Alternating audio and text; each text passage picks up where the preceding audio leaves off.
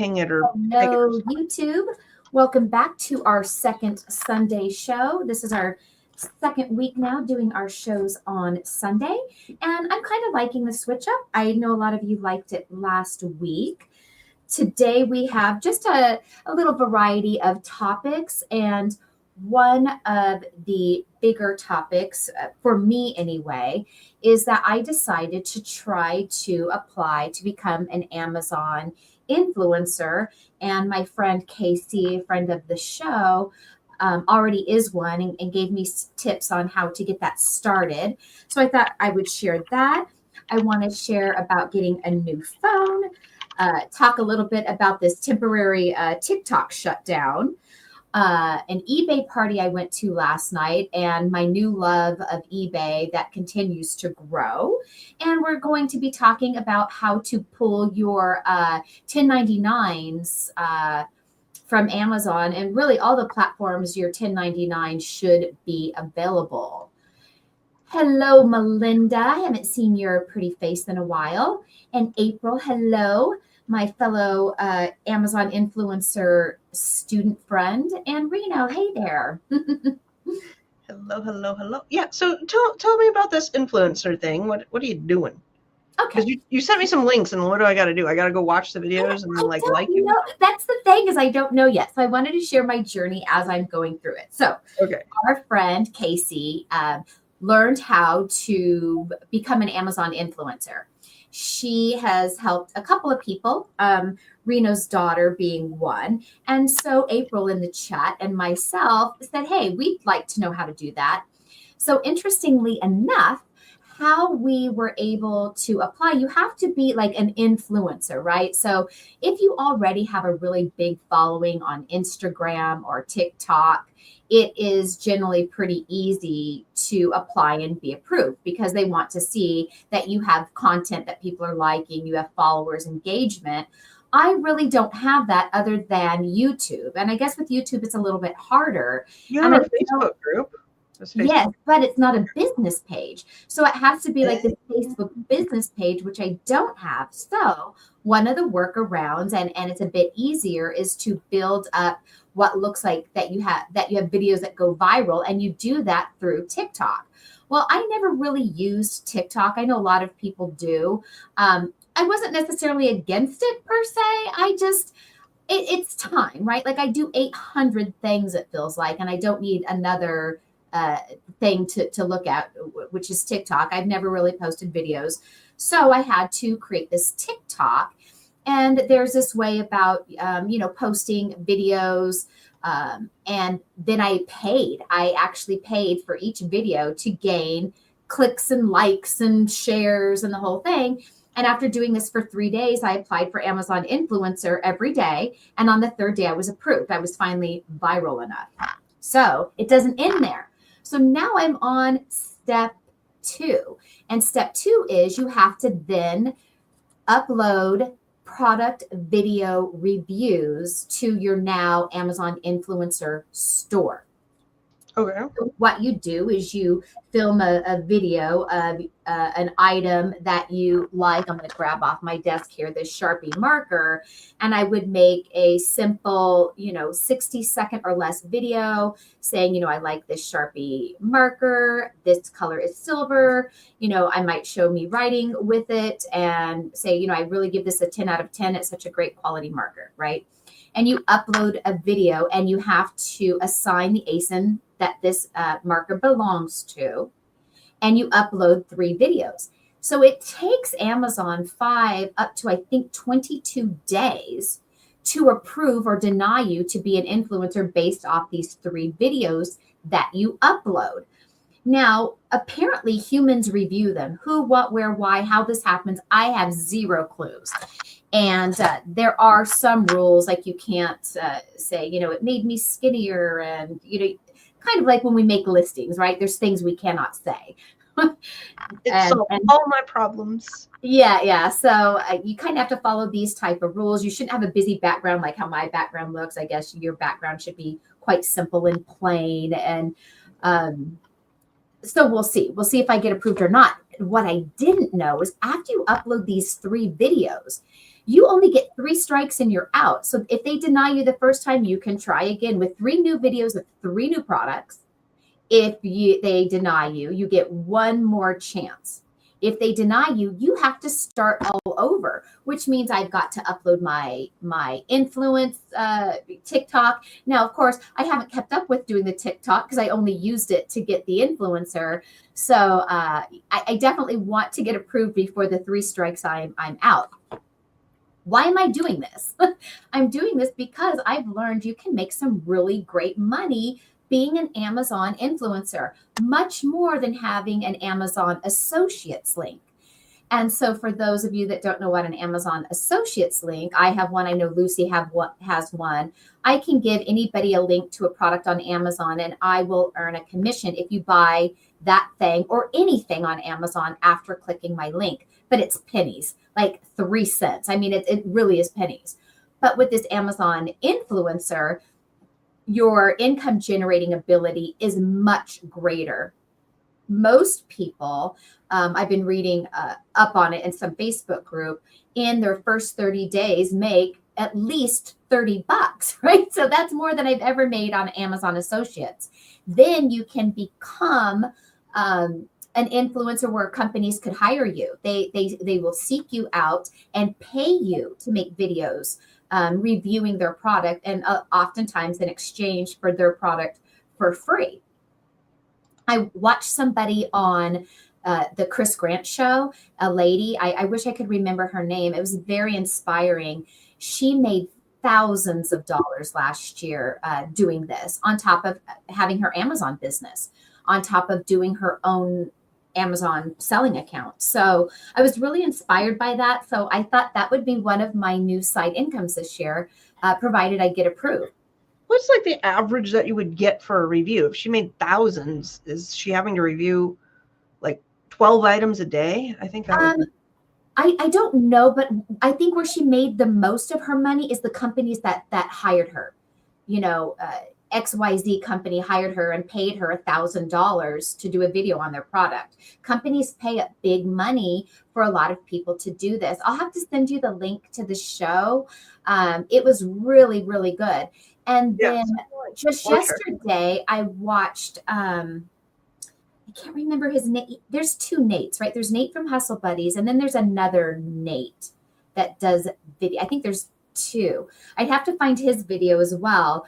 But he also is trying it. And he did, I forget how many videos. And he figured that you make like $1 per video in the beginning, but it starts to snowball. And again, all of this is so new to me. I'm really just like a sponge right now, trying to take it all in. So as I go through this journey, I will share with you all how it's going for me. If I got approved, how much did I make? What did it take for me to make that money? I think it's going to be a really fun experiment for the year of 2025. Well, that will be exciting. It is. I'm really looking forward to it. So I think the possibilities look really good. I'm excited about it. Yes. And so video wise, we're talking about news and stuff today. And then next week you secured. Oh yeah. So next week, Ryan Resells is going to come on our show, and we're going to interview him about his Amazon journey. He does Amazon and Walmart. He makes a lot of videos. He's always in the stores sourcing. He lives on the East Coast, so he does go into some stores that I don't have, but he does go into a lot of stores like Walmart. And he shares a lot of bolos and tips and things that he's buying.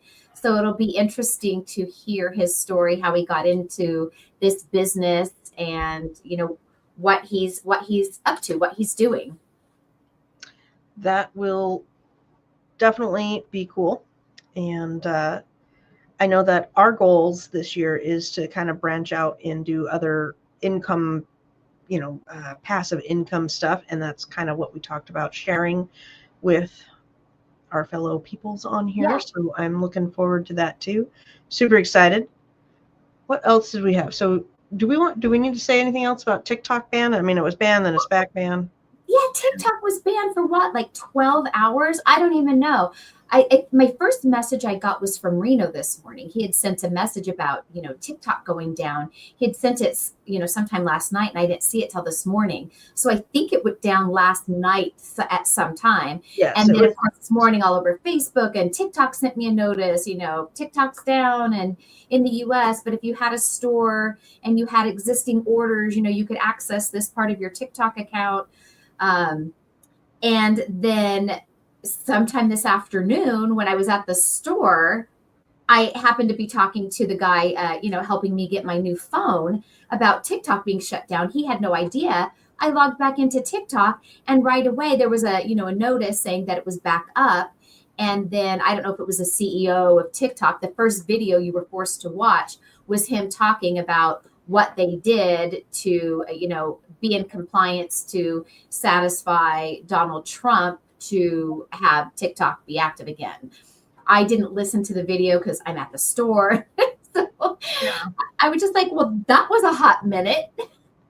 So we have some theories on what and why and how they did what they did. But so my take on it, I'm not in TikTok. I'm not going to join TikTok, not until they get their act straightened out. I did listen to the CEO testify in front of Congress, and the problem that everybody has with them is that they are a Chinese company.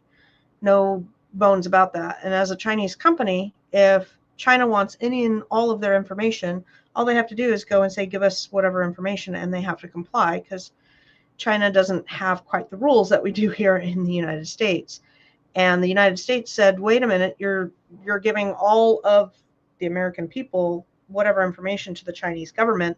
That's not really good. That's bank accounts, that's business reports, that's names and addresses, and whatever information China wants, China can have. And so Congress said, we want you to become an American company, and then that way you can operate and follow American standards, because right now we cannot do any American rules against you because you're a Chinese company. And they were like, well, we're working on it. We couldn't find a buyer. So I don't know if they found a buyer or found out how to become an American company. But that's kind of the rumors where Elon Musk was buying it, and so I don't know what happened. I really haven't read up enough if they've even given us an answer. I was just like, well, that was a flash in the pan. Yeah. So they did it. From what I read, is they had voluntarily done it because that's what, anyhow. And then who knows? But I do not like. I mean, I grew up. I have a lot of family in the military, and I'm very pro-military here. And I do not like China getting whatever they want from America. It's not. I don't like our national security compromised in any manner. And I don't feel that China is really aligning themselves up to be our friend. Isn't that funny? Because I also read an article that there are more Chinese sellers on Amazon US than there are US sellers on Amazon.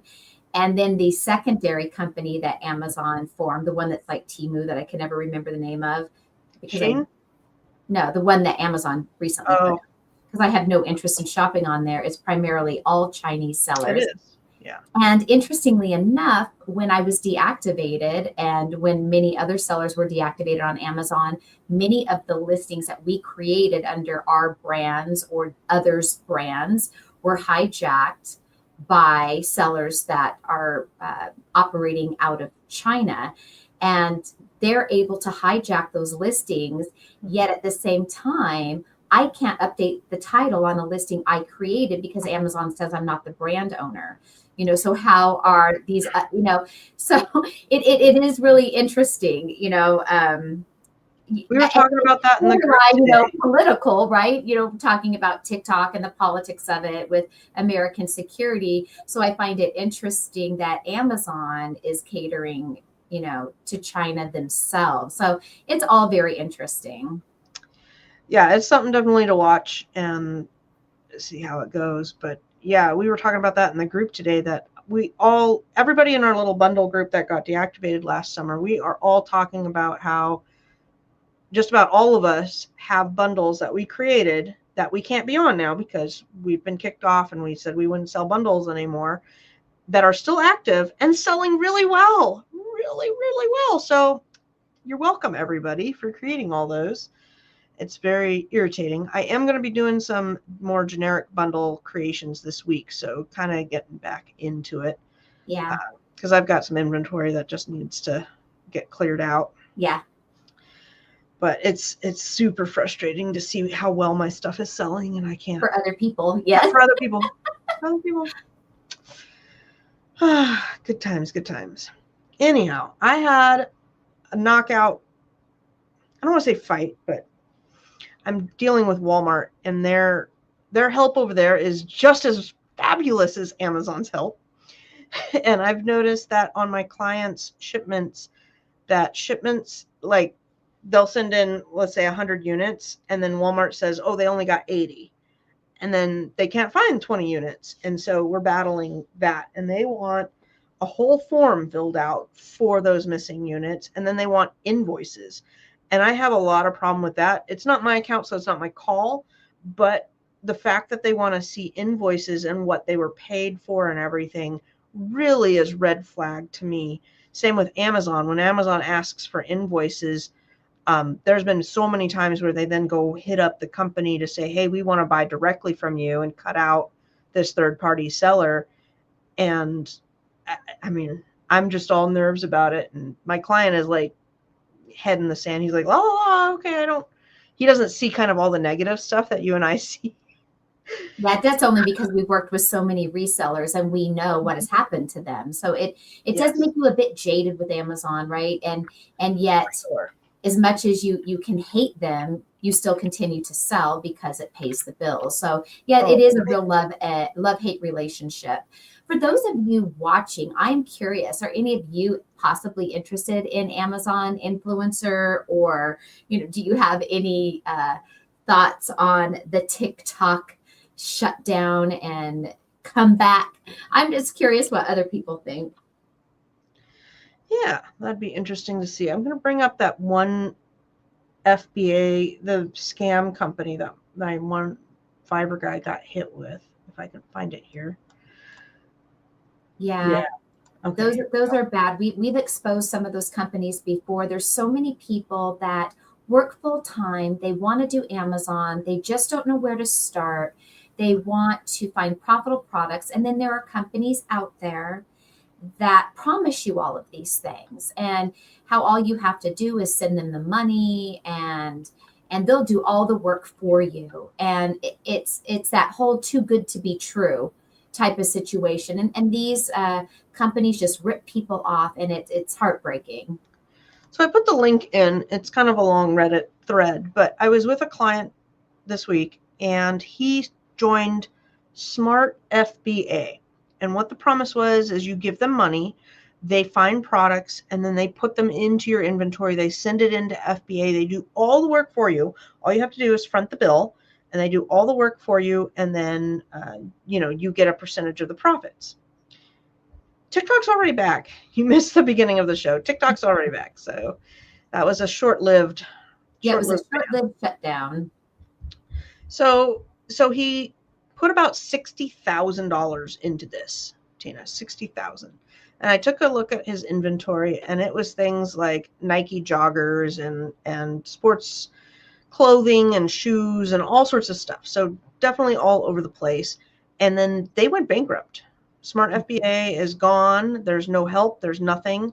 They didn't train or show him how to do anything. So he's like, I have Be Cool. I have all this inventory. Like, what do I do? He has 1,500 items that he needs help moving, trying to recoup and have as least of a loss as he can. And it did not, I felt so bad looking at his numbers. Yeah. But please, please, please be careful of any of those that say, just give us your money and we will make you money with it. Yeah, and we'll handle everything for you. And for a lot of people, it looks desirable. You're working 40 hours a week. You would like this side income, and the websites look great. And you think you're hiring this reputable company that's just going to handle all of this for you. And it's never turns out well. It usually never turns out well. Yeah, I have not seen any good. I've never met anybody that is like, yeah, I'm making a lot of money off of this one. Yeah. You'll see people do reviews on the internet, and usually they're getting paid to do said reviews to funnel. They're getting percentage of the sign up deal. Yeah. So that is crazy, crazy, crazy. All right, let's talk. You want to talk about taxes now or later? Yeah. Yes. Yeah. It's time to download those 1099s, everybody. Okay. They're available on all the sites, Etsy, KDP, every platform has been sending the emails to get your 1099s. Yeah. Okay. Almost out. Almost out. So maybe out. Yeah. Okay. Let's see here. In this one, there's several here. If you want to get to it, I'm going to leave the link in the chat. But you're going to go to your search bar and you're going to go tax document library. This is where you're going to find your tax documents. So we've got 1099s. You can click and download those. There's custom tax reports. I've got to do one of those for my sales tax filing. And then there is other seller fee invoices, tax exemption certificates. This is if you have people purchasing from you that are tax exempt. That's where those are going to go. And then Mexican tax invoices, which don't ask me about that. I don't know anything about that. But you can go and get your 1099 now. And then I have a little cheat sheet that I made of where to find all my stuffs. So we just talked about that. The daily inventory is no longer in this thing. We're going to visit that back in a minute. But I have kind of all of my tax things because I write them down because I forget just about every year. So yeah, because you only do it once a year, so it's not like a monthly task, right? So I wrote down kind of everything that is good to write off. If you have TurboTax or a CPA or anything like that, these are going to be prompt there. But obviously, you're going to write off your cost of goods, your shipping costs, your home office or office expenses, your fees, your mileage, donations, subscriptions, education, software for taxes, advertising, employee salaries, and consultant fees. So I just kind of put that all together so I can remember, kind of go through that a couple times before I finally file taxes and make sure I remember everything, get all of those write-offs in there. And then let's see here. What is this? Reports on payments for year-end sales reports, year-end expense reports if you're an inventory lab. So if you needed these, just pause the video and you can screenshot and kind of see what's going on here. I have for year-end inventory valuation, you need to take a snapshot if you're doing accrual-based accounting, not cash accounting. You're going to need to know how much inventory value you have at the end of the year. So you need to have a running log of what you have valuable, both at Amazon warehouse and wherever you're storing anything else. If you have eBay stuff in your house, you're going to want to snapshot that. And then you're also going to want to pull what you have for FBA. So I went through and pulled, let's see here. That's not going to work. Okay. Maybe it was this one. Let me find the other one to do for the inventory because they moved it and I cannot find it. I hate that they move all this stuff around, but it might be under the custom inventory report. Unless, have you already found yours? No, I haven't even started that yet. When I am ready to start piling all my tax stuff together, I will. I created a small little pile Friday when I was doing Finance Friday of just like some little things that I have or stuff that comes in the mail, but I haven't put it all together yet. I will start working on my taxes in February. I'm a multi-member LLC. I have a partnership. And so if you are a multi-member LLC partnership, your taxes are due a month before everyone else's. So your taxes are due in March.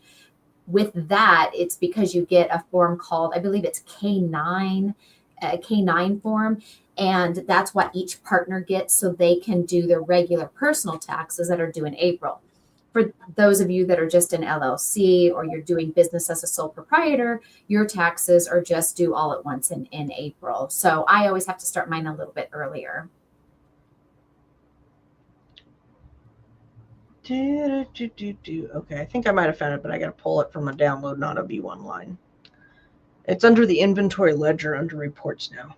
I believe this is what I want. So give me a minute here. What else do we have going on? Was this it for today? I wanted to share the party. A party I went to last night. Yeah, so I was just waiting till we were done with taxes. Yes, so this continues my love for eBay. So here locally, did we decide they're called ambassador? I don't know what the term is. I think they're ambassadors. So if you are a big eBay seller and there's no networking events in your area, you can sign up with eBay to be like the liaison between you and eBay and your city. And a lot of people that do this, they host eBay parties, events at either, a local diner or restaurant, the American Italian Club. Here in our city, they do it at the Blind Center. Well, the two ladies that do these events had a party last night in their home. And it was a Christmas party just for local resellers that live here in my city. And eBay always sends a representative to attend these gatherings. So their last event at the end of last year that I went to, it was at the Blind Center because they have a big conference hall to host parties, and they are really good to our eBay group here. Hold on. Are you saying blind like somebody seeing is blind? Like eyesight. Yeah. Uh-huh. And in fact, the Blind Center has their own eBay store here in town. And there's a young man that works for the Blind Center. He can see, but he works for them, and he helps the people who work there and volunteer at the Blind Center manage their eBay store, and they sell things on eBay. It helps fund the Blind Center here in town. So they do events there. They do things for people who have, issues with sight. So they do a lot of great things for the community. Anyway, that's a whole side story. But somebody from eBay always sends out an eBay rep in corporate to come and attend these parties. And you get to know these people at eBay. And there was a lady that showed up last night. In fact, there were two eBay employees that came last night. One I met at the previous party, and they bring swag. They bring you, eBay merch, and they want to hear from you. They want to hear what's going on with your eBay store. Are you doing good? Can I help you? What can I help you work on? Do you have an issue? And I had an issue with my store. The lady heard my story. She's like, oh, when I get back to work, I need to ask the legal department, give me your email, what's your store ID? And, she's absolutely going to get back with me and help me on this issue. I also had an issue on eBay about a month ago where like these offers were getting sent out that I wasn't sending. And, somebody there at eBay was there willing and ready to help me. They emailed me back. They really care about their sellers. And the fact that somebody from eBay shows up to these parties, that eBay pays for their flight to come there to meet you and to know you, I love that. I never got that experience with Amazon.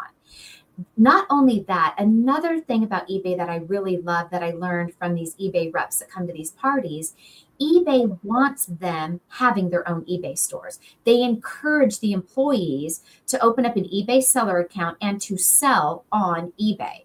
So they already get paid from their job at eBay. They get paid to have their side store on eBay. And when you're talking to them as a reseller, they really know where you're coming from because they're out there doing the same thing. They're out there sourcing, shopping at Goodwill, listing their items on eBay, having customer relations, with people buying from them. They walked in your shoes. And I love that. I love that about eBay. I didn't realize ever in all my years of selling on eBay that they want their employees to be eBay sellers too. Well, that sounds like fun. And did you meet a lot of cool people or? Yeah, everybody that showed up was really cool, really awesome. I had so much fun. We did a white elephant gift exchange, and the young man, Blind Center, he brought very generous gifts. The Blind Center is always really good to the local eBay community. He brought 2 Rolo printers, like the ones that do your address at the label. And so of course, everybody wanted that in the White Elephant gift exchange. And then people brought the comical stuff, as always, at the gift exchange and everything in between. It was really a lot of fun. It was a potluck, so there's a lot of food to eat, and it allows you to meet other local resellers, make friends, possibly go out sourcing together. And other people there at the party were people like me, people who were Amazon, Walmart, eBay, did all the things. YouTubers were there, local YouTubers showed up. Very cool. It was fun. Well, that sounds like a lot of fun. Very nice, very nice. All right. Well, I've figured out all the report stuff if you want to bounce back to taxes. All right. Under Amazon fulfillment reports, and this is where I got to remember to go write this down when we get done, or it'll be like 2 weeks and I'll go to do it. I'm like, God. And I'm going to let you copy and paste all those notes and send them to me. Yeah, I sure will. You know what? I'll put them in our group. Yeah. In our what do you call it? Our Facebook Messenger. group under. Yeah. No. I'll put it in there under files. Oh, okay, cool. Just a file under our Facebook group. Okay, so we've got Amazon fulfillment reports. That is, click the 3 little lines, go to reports, go to fulfillment. You get your report area. It's now called Inventory Ledger. It used to be daily inventory history and monthly inventory history. They've now changed it to Inventory Ledger, which is different than the other inventory reports. Some days they have too many links for their own good. I went from view online to view download, and I did an exact date, daily, fulfillment center, summary view. Detailed view didn't get me what I needed. I needed summary view. Fulfillment center, and I put in exactly the 31st to the 31st. I guess you could do the 1st to the 1st. The whole idea is to find out what inventory you had on the last day of the year. Last day of the year, and then you've got to assign a value to it, which can be a little bit difficult. So, anyhow, I requested the CVS, and I got it right here, so I downloaded it, and then womp womp, we've got a nice spreadsheet here. So, date, FSNKU, ASIN, MSKU, title, disposition is sellable, and this is everything you have. So it will tell you all of the locations and the value, ending warehouse balance. So this is how much we have. So let's see here if we close these cells just a hair. Now, what you need to do is a little bit of editing. So we'll say cost of goods. This is why I do cash. I do cash as well, Andrea, because this gives me a headache. So let's say that this one was $2, $3, and $4. And then all you're going to do is equal sign the ending value times your price. And you'll fill that out. And then you can go through here and, put in the cost of goods for everything. This is why people use Inventory Lab. This alone, I would want to do Inventory just because of this. I would sign up like December 28th, and then, you have to have all your numbers in there. Yeah. That doesn't make sense, but for those who don't have Inventory Lab, this is your workaround. We've got a total of 3,000 lines to go through, so this is kind of a larger account to kind of go into. But that is, if you're only selling 30 items on Amazon and 30 items, or maybe you're private label and you only have 5 private label listings, you don't need Inventory Lab to tell you what your cost is. You just go in there and pull how much you had and multiply it. And then you're going to save this sheet for your records. And there's going to be a spot where it says total inventory value at the end of the year. And you're going to take this sheet plus whatever inventory you have in the works. Like maybe you have an order that's coming over, or you have inventory at your home or warehouse, and you add it all together to get a total value of how much money is tied up in inventory at the end of the year. That's probably the most confusing thing with your inventory with Amazon, because they don't they don't give you a report because you're not telling them how much it costs. So there's no report for them to give you. You have to keep track of those cost of goods somewhere. I will be redoing the video on this because somebody asked me to on the internet to redo that video because the linkage has changed now and the verbiage has changed. They're always changing things. Oh, every day, all the time. I played around with sponsored display ads this week. I meant to tell you that, Tina. They're garbage. They didn't do anything. Yeah. Threw a lot of money at it and did nothing. Mm-hmm. Huh? And they're expensive. Yeah. Mm-hmm. Yeah, it was like a $50 credit that they got, and I threw a bunch of money at it and did nothing. Yeah. Yeah, those ones are a tough one. I want to mention I got a new cell phone today. My phone is incredibly old. You all have seen it before when I've held it up. It's got the button. I have an iPhone 8 Plus. iPhone 8 Plus. I've had it I keep my phones until I can't anymore because and I'm the same way with my cars. I just don't enjoy doing the get a new phone, get everything set up, get a new car. I just can't stand it. So anyway, I got a new phone and I needed one. So I quickly searched this morning on the phone I got. So I'm getting an iPhone 16 Pro Max, it's called. Did you order it? Well, I looked online because I also want to use all my credit cards for points, the cash back, anything I buy, and especially on bigger purchases, things like that. I want to see all of the deals that I can possibly work. So in my research, if I used my Chase Inc. business card, I got 8% or 8 points. 8%, it was 8% cash back, I think, on my purchase. I can't remember if it's points cash back, but it was the card that gave me the most bang for my buck. So I always check my cards, which one gives me the best perk, because I've mentioned before, some of you know, I use my spend on particular credit cards to earn points towards free traveling. So I first did that, what card I was going to use. Then I looked at buying it on the Apple site from T-Mobile. And then my husband said, hey, what about Sam's Club? Because there's always that T-Mobile booth inside of Sam's Club with the T-Mobile people. So I went on Sam's Club's website. So if you order a phone online, you have to pay like this $35 activation fee, to take it into the store to get it activated. If you get it in Sam's Club, they waive that fee. I got the same trade-in value at Sam's Club that I would have online or in store. All of that was the same. But the perk of getting it at Sam's Club was in 2.5 months, if you are a Sam's Club member, you get a Sam's Club e-gift card. It was for $70 or $75. I would have to look back at the site. So the best bang for my buck, the winner was Sam's Club because it waived that activation fee, and they're going to give me $70 for free to spend inside of Sam's Club in a couple of months.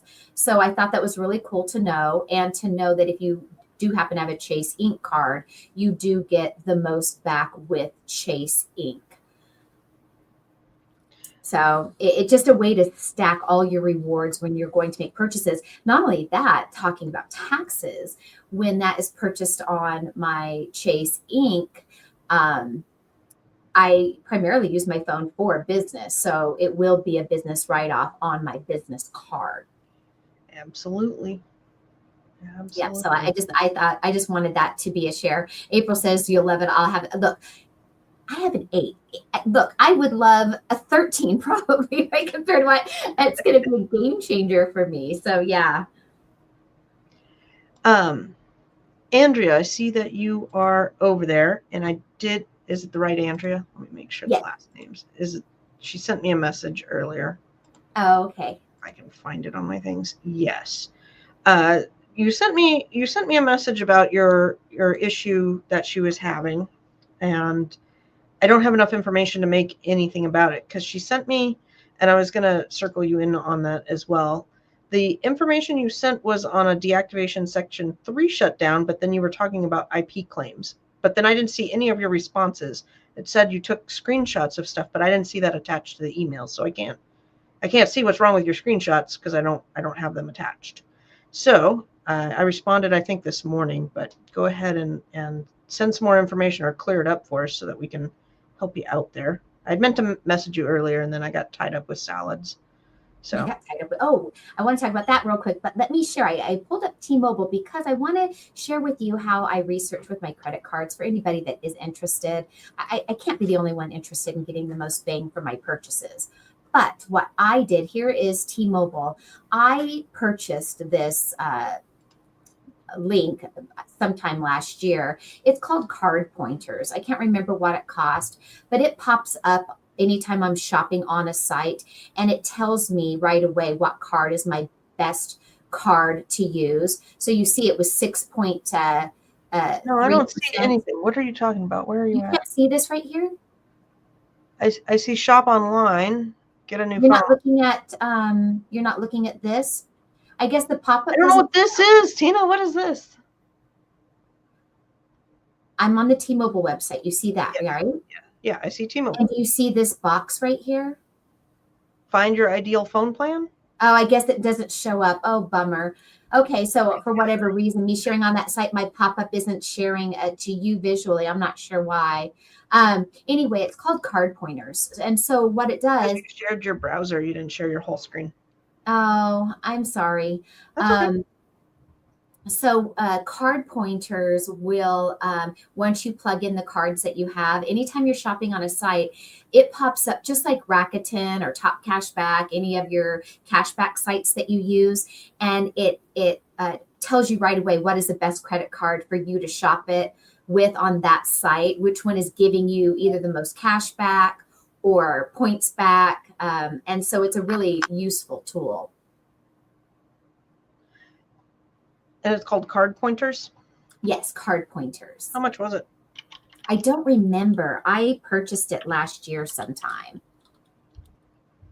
And that's because I was really wanting to, last year is when I started learning about the credit card. So I've been doing it for about 1 year now. And I've taken all kinds of notes and things for credit card hacks, what cards give me what cash back, freebies, all the things.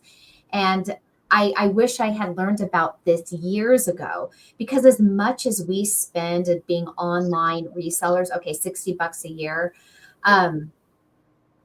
we should all be taking advantage of all of these perks that we get with our cards.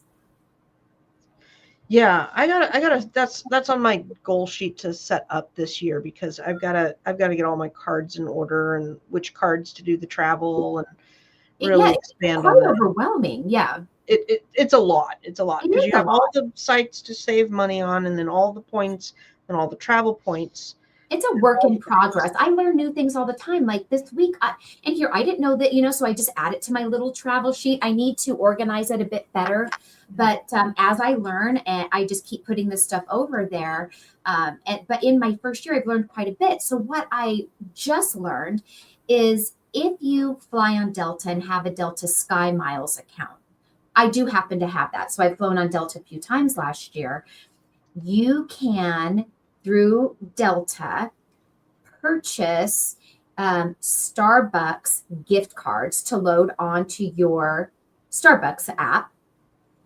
And your credit card that gives you the most back on dining, for me, it is my American Express Gold card. I get 4 points on dining purchases with my Amex Gold.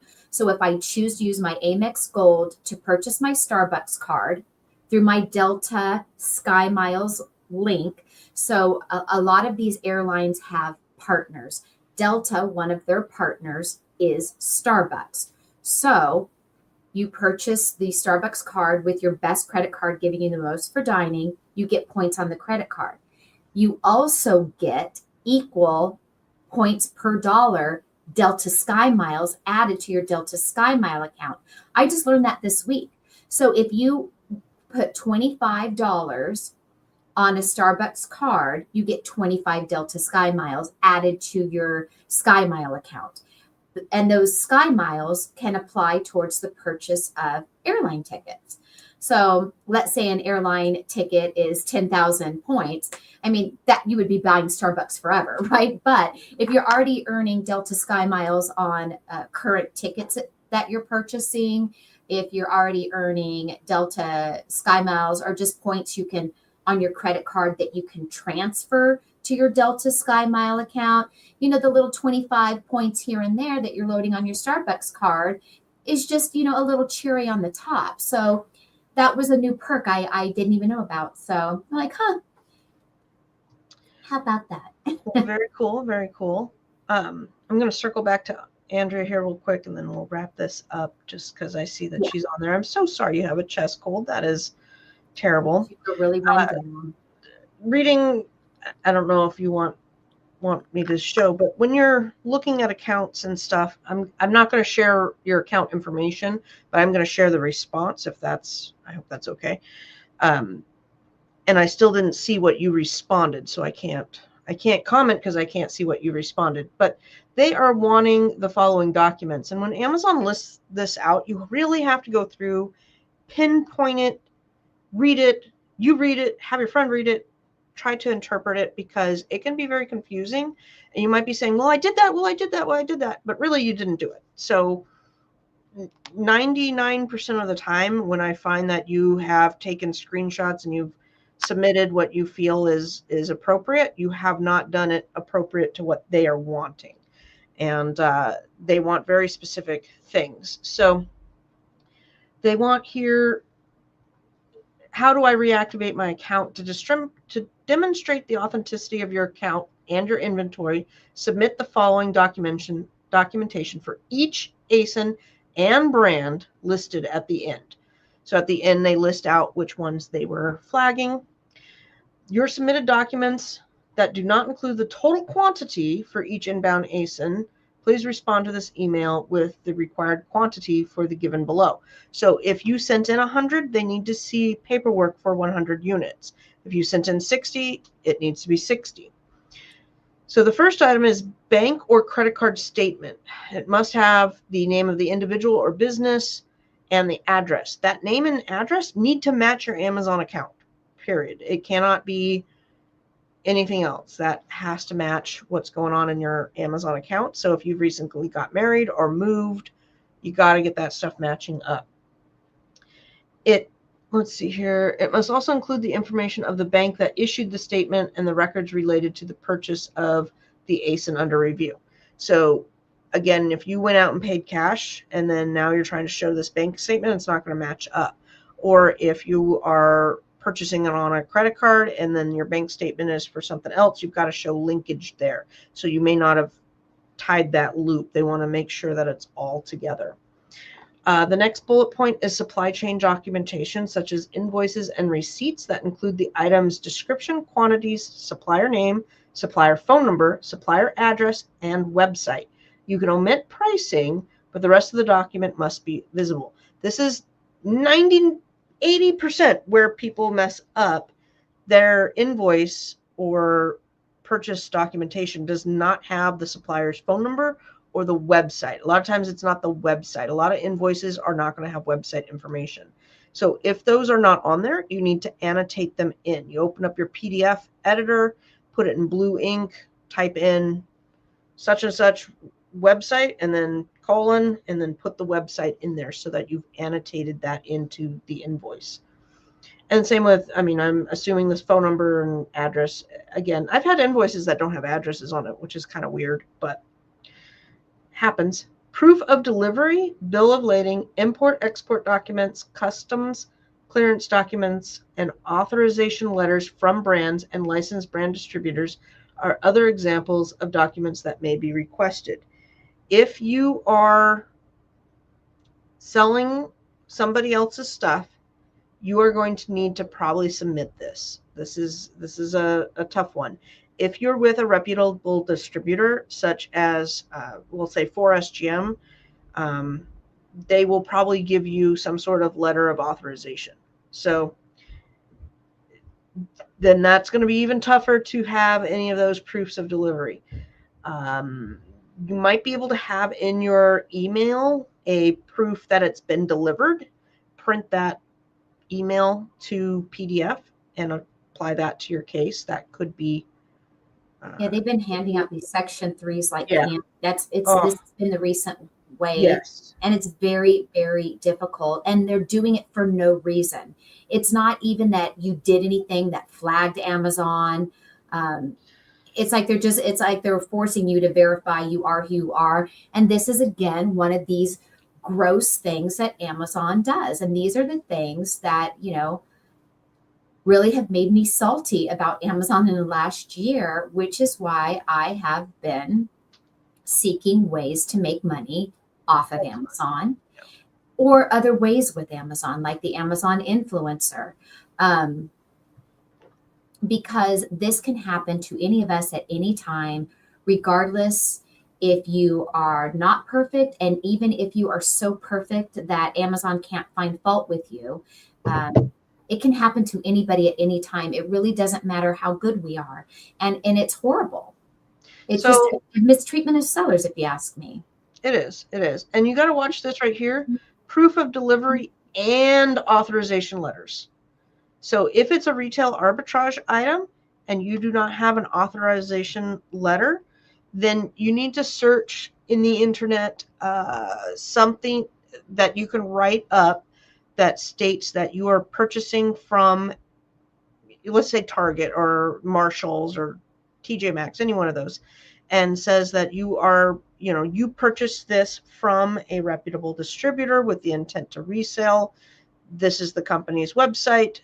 They authorize distribution of that they are a licensed brand distributor. You've got to have some sort of paperwork that states that. You can't just leave that out, because here's what happens. This is the process.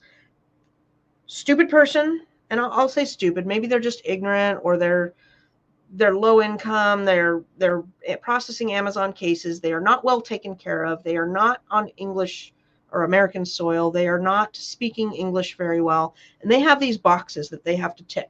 So first one, bank statement. Second one, supply chain documents. Third one, proof of delivery. Fourth one, authorization letter. And if you don't have anything for that authorization letter, because you're like, well, I bought it from TJ Maxx, I'm not going to have an authorization letter, it's going to be an automatic no and denial and move on. That's it. It's done.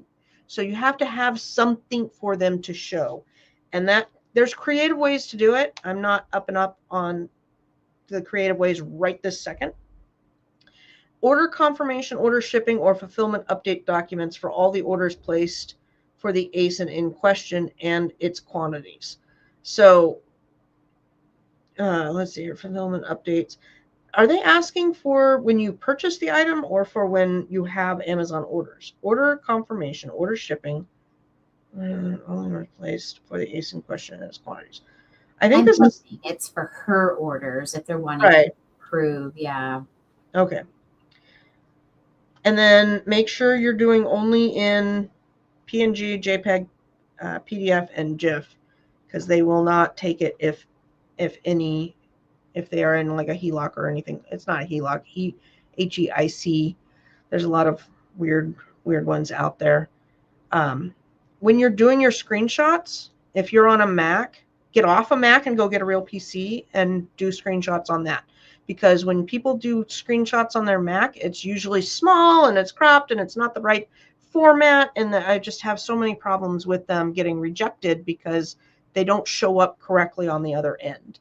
If you're a Mac expert, then make sure you're fixing all the, make sure you fix it up so that it has all the properties that they're looking for. Like when I do an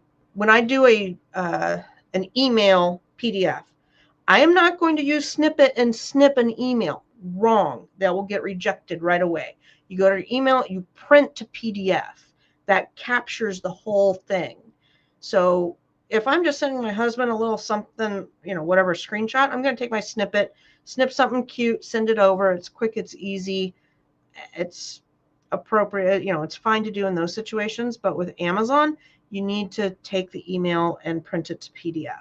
And it's little things like that that can really trip you up and get you stuck in these denials. So now if you want to still send us over what you sent them, go for it. If you want to talk to Michelle, she is really good at fighting these types of things. But before you put down a lot of money, I would go search Reddit, search the internet, and see how do you, some verbiage on justifying or whatever, like proving that Target or whatever is an authorized distributor. I may have some verbiage deep down in my archives, but anyhow. And then she's saying, what do you do when you need way more than the 10 MB they let you send? Doesn't you're not formatting it right. Yeah, and then sometimes you can open up, it opens up in a case log, doesn't it? Where then you can send another message and another message with more attachments. You can, but there's no, you don't have enough stuff to take up 10 megs if you're formatting it right. That's, I don't know what you're doing, but you're not going to Canva, reformat it. I don't know, but it's, your PDFs are not going to be more than 10 megabytes. You'd have to have like a 400 page receipt to have that much. It's kind of crazy. Not what they are sending me. I don't know what that means. So sorry, we get a delay on your responses. So we don't see them right away. We get about a 10-second delay, and now I don't remember what you're talking about. So, I hate that. I wasn't sure either. Usually if I am, I'll let you know. Real quick, I will share, going back to the Delta thing. I put the link to this in the chat, but this is Delta Sky Miles Starbucks Reward. So for anybody that flies Delta, if you want to open up accounts with different airlines, you get these, you get, account numbers with them. It's all free. It doesn't cost you anything. So if you think you mostly fly a different airline, or it just doesn't matter. But this is just one of Delta's little perks, and it's free. All of this is free. So I just wanted to share that every airline has what they call partners. So what you would look for is your airline, if it's Southwest, partners, and you can see what type of programs that they link up with. So just wanted to show that. For Potato's comment, it's Target. You don't need to prove Target is an authorized distributor. Not necessarily. That's not what I'm saying you need to do. You need to have something there that addresses the question of it being an authorized distributor. Remember, this person probably has never been to a Target, probably has no idea what a Target is. So you need to have a PDF or a Word doc that says Target is an authorized distributor. And I tried to bring up some verbiage, but that's a big box retailer. I know I've used that verbiage before. Target is a big box retailer. Yeah, they're authorized distributor of Mattel toys. Exactly. And a lot of if you have the Target app, a lot of times you can see those in-store purchases. So Andrea, this is really easy. You have a document that says these items were purchased directly from the manufacturer, Bath and Body Works. Address is blah, blah, blah. They have, this is their EIN number or whatever. And these items were all purchased directly at them, and they are an authorized seller of their own product as they are the manufacturer. Stick it into ChatGPT, and ChatGPT will clean it up and spit you out something. Then you take that Word document, you save it as Bath and Body Works as an authorized distributor, and attach that into your submission. And then that way they can check that box off. That's what people don't get. Like, they don't think. I cannot stress that enough. They are lacking any cells that put 2 and 2 together. Okay, so you have to explain it like you're explaining it to a toddler. Even worse. And I'm not sure. I don't want to, like I'd say to your dog or something, but I don't want to insult my dog. But they do not put 2 and 2 together. So you can't just be like, well, everybody knows Bath and Body Works is a thing, and the product's from Bath and Body Works. So why do I need to prove it's from, a reputable source? Because you do, and you can either just suck it up and live with that reality, or you can keep fighting it, and you can talk to your wall too and get about the same interaction. Yeah, Amazon doesn't tell you diddly. They're absolutely stupid on all things, but anyhow, that's how it is. Ooh, manana, Tina, big thing. Yes. Titles can go up to 150 characters. Oh, that's All right, get 25 more characters. That was my big thing. I gotta. Yeah, so you get less. You get less characters for your Amazon titles now. Yeah. Explain like you're getting a mortgage done. Sorry, I worked in a mortgage. I don't know quite how to explain how to getting a mortgage done, but sure. Yeah, you got to spell it out for the people in the back, man. They do not get it. And it's stupid. Absolutely stupid. Anyhow, yeah, I had a client earlier this week that titles were longer than 125. She was at 147. And she's like, well, don't count the spaces. I'm like, it counts the spaces. I'm sorry, it counts the spaces, honey. And then we did all this title work, and I'm like, you got to remember on the 20th, you can go up to 150 now. But she had the glitch shows as picture not available to show, or there's some sort of something wrong with your picture, and it's really your title is too long. And she's like, I was on the phone with 2 account people at Amazon. They never said that. Yeah, because they're dumb. I deal with it 6 times a week, honey. Yeah, a lot of times the Amazon people, they don't know what one department does versus the other department. Amazon is very hard to deal with when it's these complex cases. Mm-hmm. Well, and they still think that A leads to B leads to C. Well, you have a title's too long, which leads to an error with your pictures, saying that your pictures aren't showing correctly. But if you look at the display, your pictures are showing fine. So how does that not make everybody crazy? Why can't you fix that, Amazon? Please fix it. Because if you just had error, your title's too long, then people would be like, oh, okay, and then go fix their title. But that's not what they do. They have other weird glitches. Anyhow, you got me all riled up, Tina. All riled up. I did. Yes. I've got nothing else. I got nothing else. Well, thank you guys for hanging out with us today. And again, Andrea, I am super sorry you're going through this. I've had some other Amazon sellers reach out to me on these cases. Most all of them have got their accounts back, but it was not a fun process, especially digging up all those receipts and bank statements. And they felt like they were being interrogated. And then oftentimes having video calls with people outside of the country, showing them like their passports and, just shy of the mortgage on their home. So it's very uncomfortable. It is very uncomfortable. Travel and tour. Do you have any reinstatement services? No, but I can give you Michelle's sign up link. Yeah. So Michelle is who helped me get my account back after my lawyer failed, after Tina's lawyer failed. Riverbend does not have, there was a lot of people in our group that did Riverbend, and they do not have a good reputation after I saw all of the ignoring that they did with the clients in that group. I would never purchase Riverbend after this fiasco. I think that they had a good heart at the beginning, but they just didn't have the talent to back it up, and then they took everybody's money. They never give you any money back, right? No, none of them do. The lawyers don't, either. They can't guarantee it. Yeah. Yep, and then they get nasty with you when you're upset that your account's not back. And this girl Michelle, she is not a lawyer. She seemed to be more competent and smarter than any lawyers I've ever spoke to. And she got everyone's accounts back. Everybody. Yep. The last guy got back. Was it this last week? It was really recently. Yes, he did. Yeah.